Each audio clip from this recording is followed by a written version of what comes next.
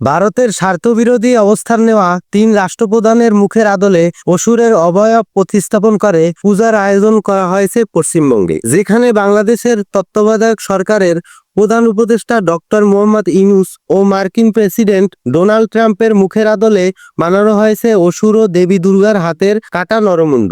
পাকিস্তানের প্রধানমন্ত্রী শেহবাজ শরীফের মুখের আদলে এবারের দুর্গাপূজায় ব্যতিক্রম এমন থিম তুলে ধরে ব্যাপক মনোযোগ আকর্ষণ করেছেন পশ্চিমবঙ্গের মুর্শিদাবাদ জেলার বহরমপুর খাগড়া শ্মশানঘাট দুর্গাপূজা কমিটি। কমিটির ব্যাখ্যা অনুযায়ী ট্রাম্প আকৃতির অসুরের মাধ্যমে প্রাকৃতিকভাবে ট্রাম্পের বিশ্বাসঘাতকতা তাকেই দেখানো হয়েছে। মূর্তিটি উদ্বোধন করার পর অল্প সময়ের মধ্যেই এটি বিলুপ দর্শক জনপ্রিয়তা লাভ করে। ট্রাম্প অসুর দ্রুতই আলোচনার কেন্দ্রবিন্দুতে পরিণত হয়। এর মাধ্যমে বৈশ্বিক রাজনৈতিক ঘটনাবলী কিভাবে স্থানীয় সংস্কৃতি চর্চার ভেতরে প্রতিফলিত হয় সেটি ফুটে উঠেছে। এদিকে রাজ্যের মুর্শিদাবাদ জেলার আরেকটি মণ্ডপে নজরে এসেছে বাংলাদেশের অন্তর্বর্তী সরকার প্রধান ডক্টর মোহাম্মদ ইউনূস ও পাকিস্তানের প্রধানমন্ত্রী শেহবাজ শরীফকে অসুর বানানোর দৃশ্য। ব্যতিক্রমী এই পূজা মণ্ডপে প্রবেশ করলে দর্শনার্থীদের চোখে পড়েছে দুর্গার পায়ে নিচে অসুরকে, যার চেহারা হুবহু ফুটে তোলা হয়েছে